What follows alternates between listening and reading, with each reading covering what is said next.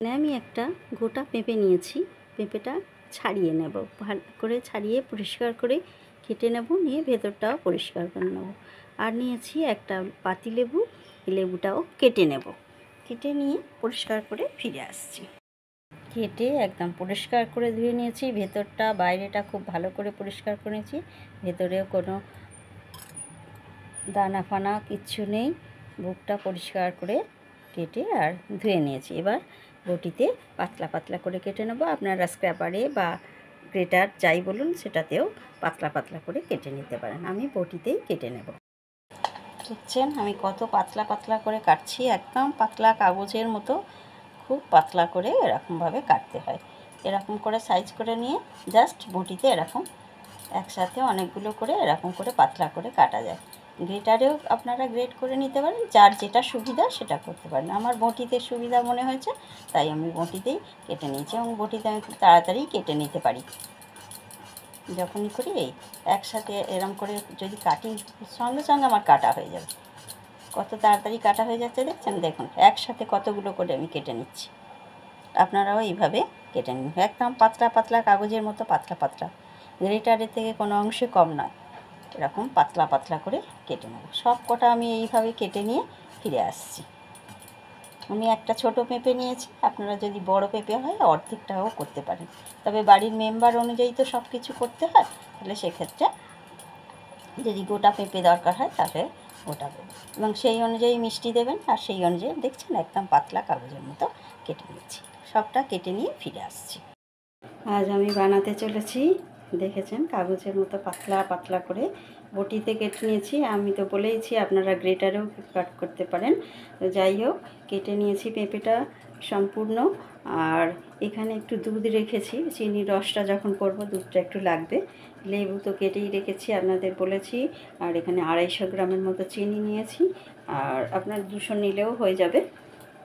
আর এখানে একটু কাজু কিশমিশ জলে ভিজিয়ে রেখেছি। তো এই আমার লাগবে প্লাস্টিক চাটনি করতে।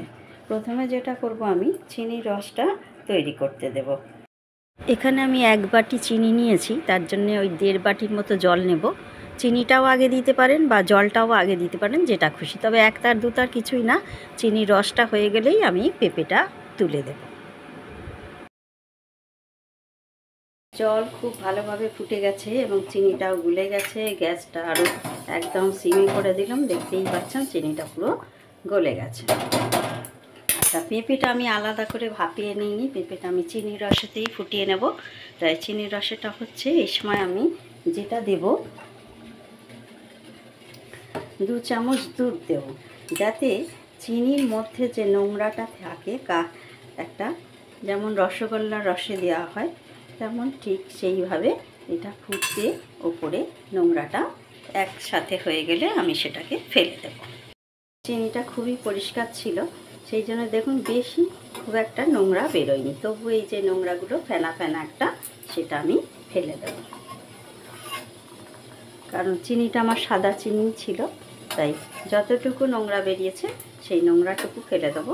যাতে, কারণ প্লাস্টিক চাটনি আপনারা বিয়েবাড়িতেই অনেকে খান দেখবেন। আগেকার দিনে তো বিয়েবাড়িতে অন্য কিছু চাটনি হতোই না প্রায়, তখন ওই আমড়ার চাটনিও অনেক বিয়েবাড়িতে গ্রামের দিকে হয়েছে। তো তখন পেঁপের প্লাস্টিক চাটনিটা খুবই প্রসিদ্ধ ছিল, তখন কিন্তু এইভাবেই করা হতো। যেমন রসগোল্লার রসের কাপটা পরিষ্কার করার জন্য দুধ দিয়ে তার উপরে নোংরাটা ফেলে দেওয়া হয়, ফেনাটাকে, ঠিক সেমভাবে আমিও ফেলে দিচ্ছি। তাহলে চিনির রসটা খুব পরিষ্কার হয়ে যাবে আরও। এবার আমি পেঁপেটা দিয়ে দেব এবং পেঁপেটা সেদ্ধ হওয়া পর্যন্ত অপেক্ষা করব। যেহেতু পাতলা পাতলা করে কাটা আছে, পেঁপেটা খুবই তাড়াতাড়ি সেদ্ধ হয়ে যাবে, বেশি টাইম লাগবে না। পেঁপেটা চিনির রসের সাথে ফুটতে থাকবে। আমি জানেন সবজি কাটার আগে একবার ধুয়ে নিই, আর কেটে আরও একবার ধুয়ে নিই। এটাই নিয়ম, যাতে কোনো নোংরা না থাকে, কারণ নোংরা থাকলেই খাবার দাবারে পেটের অসুখ করার সম্ভাবনা থাকে। আর রান্নার সময় বলতে পারেন আমি হাত ব্যবহার করি সব সময়, কিন্তু আমি সব সময় হাতটা ধুয়ে পরিষ্কার করে নিই। সেই জন্যই আমি সবসময় হাতটাই ব্যবহার করি, সেটাই আমার সুবিধা হয়। চামচের থেকে আমি হাত ব্যবহার করতেই বেশি পছন্দ করি। তো এইবার ফুটে দিলাম, আস্তে আস্তে পেঁপেটা সেদ্ধ হতে থাক এবং রসটাও তার সাথে সাথে মরে যাবে, দিয়ে ঘন হয়ে যাবে। আমার প্লাস্টিক চাটনির রস একদম ঘন হয়ে গেছে, পেঁপেও খুব সুন্দরভাবে সেদ্ধ হয়েছে। এই সময় একটু লবণ দিয়ে দিলাম। পেঁপেটা দেখতে পারলে বুঝতে পারবেন যে কতটা ট্রান্সপারেন্ট হয়েছে এবং প্লাস্টিক যে নাম সেইটা সার্থক হয়েছে, একদম ট্রান্সপারেন্ট, খুব সুন্দর এবং রসটাও খুব ঘন হয়ে গেছে। এরকম রসে আমি রাখবো একটু, লবণটা ফুটে যাক।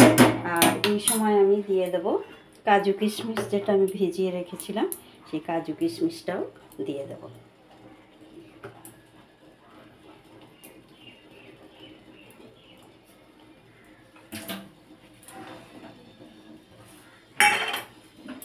এইখানে আমি দেব লেবুর রস, হচ্ছে অর্ধেক লেবুর রস দেবো। এই লেবুর রসটা আমি এখানে নিংড়ে রাখছি। আমার এই লেবুটা খুব ভালো, দানাটা খুব কম ছিল। তো এই অর্ধেক লেবু, আর লেবু কেটে সবসময় জলে ভিজিয়ে রাখবেন, তাহলে লেবু শুকিয়েও যাবে না, আর লেবুর রসটাও খুব ভালো হবে এবং টাটকা থাকবে। আর লেবু কাটা হলে সেই লেবুটা যত তাড়াতাড়ি পারবেন খেয়ে নেবার চেষ্টা করবেন, বেশি পুরনো করবেন না। বেশ, এই লেবুর রসটা আমি নামিয়ে তারপরে দেব। আমার চ্যানেলে যে ভিডিওগুলো দিই সেগুলো যদি আপনাদের ভালো লেগে থাকে তাহলে অবশ্যই লাইক, কমেন্ট, শেয়ার করবেন আর সাবস্ক্রাইব করে পাশে থাকা বেল আইকনটাকে প্রেস করতে একেবারেই ভুলবেন না। তাহলে আমি যা যা ভিডিও আপলোড করব তার সেই ভিডিওগুলো সমস্ত আপনারা দেখতে পারবেন, কারণ তার নোটিফিকেশান আপনাদের কাছে চলে যাবে। এবং অবশ্যই সাবস্ক্রাইব করে পাশের বেল আইকনটাকে প্রেস করে রাখবেন, তাহলে অল বাটনটাকে প্রেস করে রাখলে সমস্ত ভিডিওগুলোই দেখতে পাবেন। একটু লবণটা মিশে যাক, গেলেই আমি গ্যাসটা অফ করে দেবো।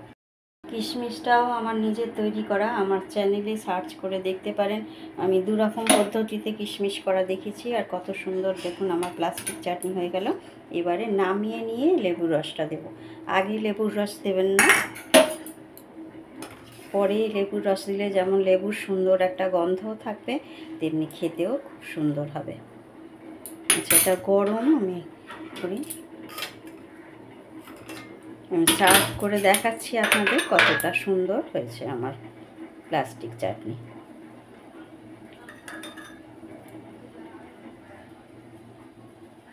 কিশমিশও তাই বাড়িতে যদি তৈরি করে রাখা যায় তাহলে কিন্তু একটু রসও দেব, কারণ প্লাস্টিক চাটনির রসটা খেতেও ভীষণ সুন্দর লাগে। আবারও বলি, ভালো লাগলে লাইক, কমেন্ট, শেয়ার করবেন আর সাবস্ক্রাইব করে পাশে থাকবেন, সাথে থাকবেন। তাহলে আজকের মতো ভিডিওটি এখানেই শেষ করলাম।